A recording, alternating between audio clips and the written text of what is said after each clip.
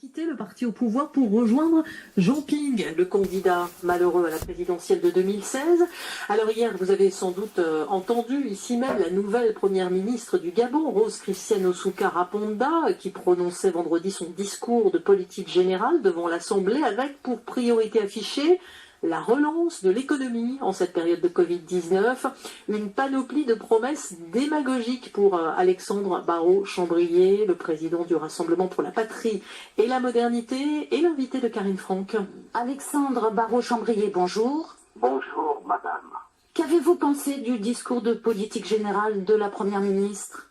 Ça n'a pas fait beaucoup d'illusions. Tout le monde sait très bien que le problème n'est pas le Premier ministre, donc il n'y a rien de nouveau.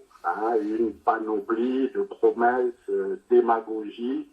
Le pays est bloqué par des décisions mal avisées en matière budgétaire, en matière d'endettement, qui est devenu incontrôlable et dont on ne voit pas la contrepartie productive.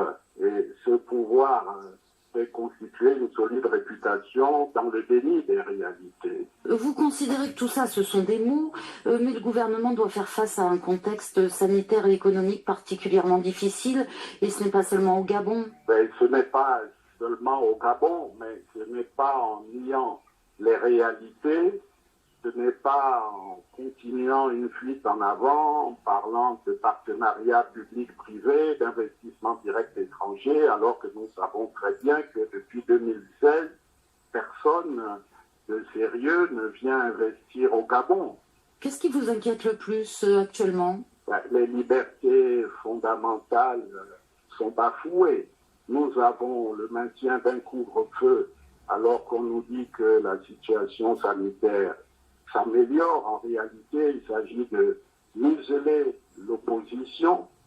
Nous avons là un régime oppresseur qui dénie le fait qu'il y ait des prisonniers politiques.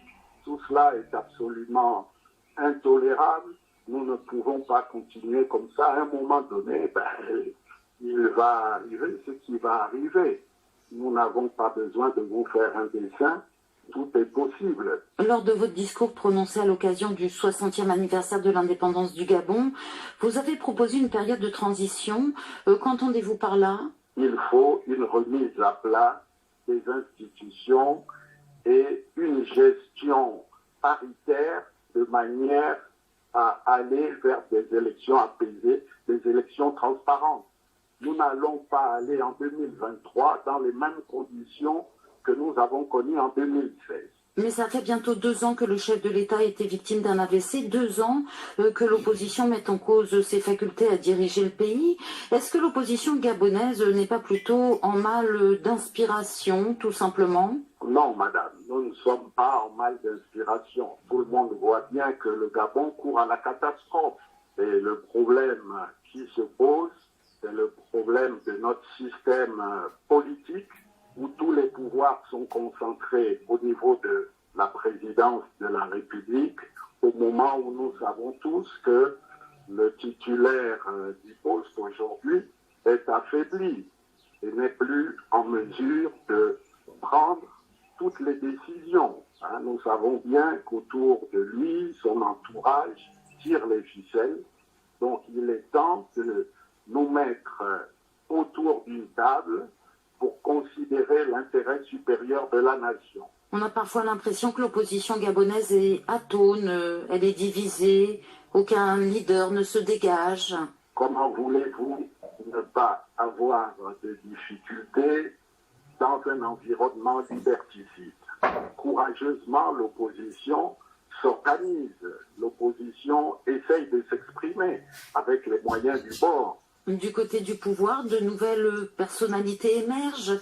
Ne faudrait-il pas que l'opposition présente de nouveaux visages? Je ne suis pas sûr que c'est un problème de nouvelles têtes dans l'immédiat. Il y a également des jeunes qui s'organisent au sein des partis, en dehors des partis. Il y a des forces de la société civile qui se battent pour créer les conditions des élections transparentes. Où en sont vos rapports avec Jean Ping? 2016, 2020, cela fait 4 années et nous devons capitaliser sur l'expérience de 2016, mais nous devons résolument regarder en 2020. Et il n'est pas question de faire l'impasse sur la nécessité de réorganiser l'opposition, de nous redonner une colonne vertébrale pour susciter à nouveau l'espoir pour les échéances à venir. Alexandre Barraud-Chambrier, merci.